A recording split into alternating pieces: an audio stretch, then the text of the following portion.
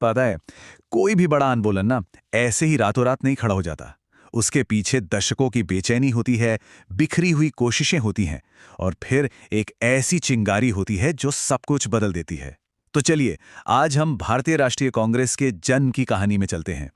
ये कहानी इस बात की है कि कैसे एक पूरे राष्ट्र ने अपनी आवाज को ढूंढा। कभी सोचा है कि एक राष्ट्र की आवाज बनती कैसे है? मतलब करोड़ों लोगों की जो अलग अलग उम्मीदें हैं, उनकी शिकायतें हैं, वो सब मिलकर एक साझा मकसद में कैसे बदल जाती हैं? 1880s के दशक में ना भारत ठीक इसी सवाल का जवाब ढूंढ रहा था। देखिए, उस वक्त एक नया पढ़ा लिखा मिडिल क्लास सामने आ रहा था जो पॉलिटिकली काफी जागरूक था। कौन थे ये लोग? ये थे वकील, डॉक्टर्स, टीचर्स, जिन्होंने तालीम भी ब्रिटिश एजुकेशन सिस्टम में ही पाई थी।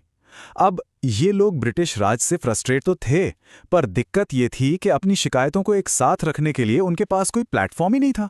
तो चलिए, इस माहौल को थोड़ा और करीब से देखते हैं।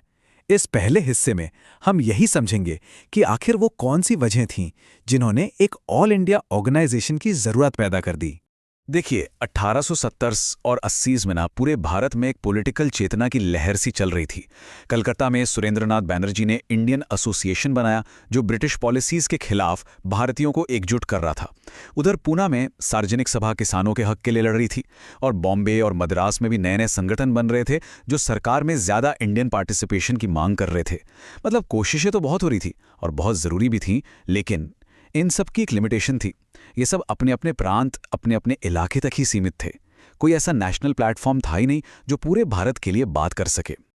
और फिर आया इल्बर्ट बिल विवाद, और ये एक बड़ा टर्निंग पॉइंट साबित हुआ। बात बस इतनी सी थी कि बिल कह रहा था कि इंडियन जजेस भी अब अंग्रेजों के केस सुन सकेंगे। कितना छोटा सा सुधार था, है ना? लेकिन इस पर जो ब्रिटिश कम्युनिटी का गुस्सा फूटा, उनके हिंसक विरोध ने इंडियन लीडर्स को एक कड़वी सच्चाई दिखा दी। उन्हें यह साफ साफ समझ आ गया कि जब तक वो सब बटे रहेंगे ना, उनकी आवाज को ऐसे ही आसानी से कुचल दिया जाएगा। अंग्रेजों के इस गुस्से ने और सरकार के धोखे ने इंडियन लीडर्स को पहले से कहीं ज्यादा एकजुट होने के लिए मजबूर कर दिया। और बस इसी एहसास से एक बहुत बड़े विचार ने जन्म लिया। तो अब देखते हैं कि कांग्रेस के बनने के पीछे की असली कहानी क्या थी और वो कौन लोग थे जिन्होंने इसे हकीकत बनाया। अच्छा, कांग्रेस के जन्म को लेकर ना एक बड़ी मशहूर कहानी है, सेफ्टी वॉल थ्योरी। सवाल यह है कि क्या कांग्रेस सच में अंग्रेजों की एक चाल थी जिससे भारतीयों का गुस्सा कंट्रोल में रहे? कहा तो यह जाता है कि एक ब्रिटिश ऑफिसर A.O. ह्यूम ने इसे इसलिए बनाया ताकि इंडियंस अपनी भड़ास शांति से निकालते रहें और कोई बड़ा विद्रोह ना हो जाए। लेकिन असली कहानी इससे कहीं ज्यादा गहरी और दिलचस्प है। हकीकत यह थी कि सुरेंद्रनाथ बैनर्जी जैसे इंडियन लीडर्स खुद एक नेशनल प्लेटफॉर्म की जरूरत को बहुत शिद्दत से महसूस कर रहे थे। हाँ, ह्यूम जैसे लिबरल अंग्रेजों ने मदद जरूर की, लेकिन इस मूवमेंट की असली प्रेरणा और ताकत वो तो भारतीय ही थे। और इसी प्रेरणा से जन्म हुआ भारतीय राष्ट्रीय कांग्रेस का। इसके जो शुरुआती सेशंस थे ना, उन्हें बहुत सोच समझकर डिजाइन किया गया था ताकि एक सच्चे नेशनल मूवमेंट की नींव रखी जा सके। तो साल था 1885, महीना दिसंबर, और जगह थी बॉम्बे का गोकुलदास तेजपाल संस्कृत कॉलेज।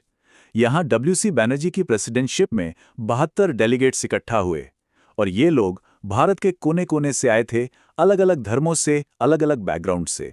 यहीं पर, इसी जगह पर कांग्रेस के भविष्य के जो लक्ष्य थे उनकी नींव रखी गई। ये सिर्फ एक मीटिंग नहीं थी, ये एक संगठन का फॉर्मल जन्म था। तो सवाल ये उठता है कि कांग्रेस ने धर्म, भाषा और इलाके में बटे हुए एक देश को एकजुट किया कैसे? उन्होंने बहुत स्मार्टली काम किया।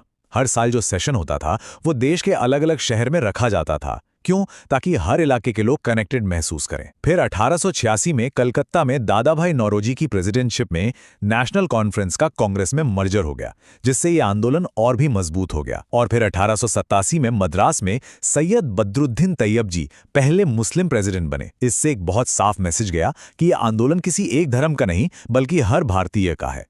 आप देखिए, जैसे जैसे ऑर्गेनाइजेशन का कद बढ़ा ना, उसके अंदर ही नई चुनौतियां और आइडियोलॉजी को लेकर मतभेद भी उभरने लगे। और सबसे बड़ा सवाल ये था कि आज़ादी की लड़ाई का रास्ता आखिर हो क्या? तो ये जो नरमपंथी और गरमपंथी थे, इनमें आखिर फर्क क्या था? चलिए समझते हैं। एक तरफ थे मॉडरेट्स यानी नरमपंथी, जैसे गोपाल कृष्ण गोखले।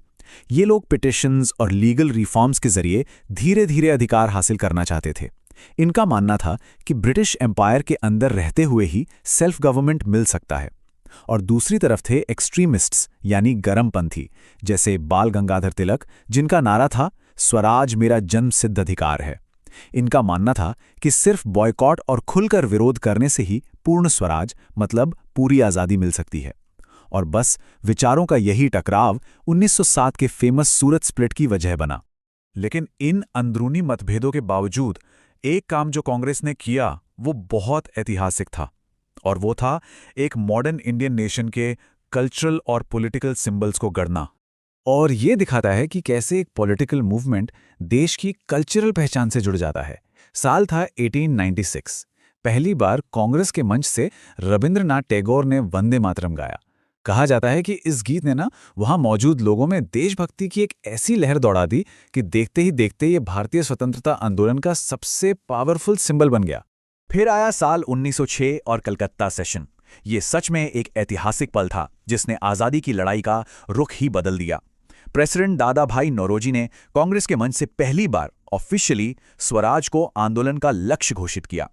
अब बात सिर्फ रिफॉर्म्स की नहीं थी, अब मांग थी स्वशासन की, अपने राज्य की। और फिर 1911 में एक और कल्चरल माइलस्टोन, जब जन गण मन को पहली बार कांग्रेस के सेशन में गाया गया। वंदे मातरम और जन गण मन, इन जैसे सिंबल्स ने एक बिखरे हुए देश को एक कॉमन पहचान के धागे में पिरो दिया। इन गीतों ने लोगों में एकता और गर्व की वो भावना जगाई जो आज भी महसूस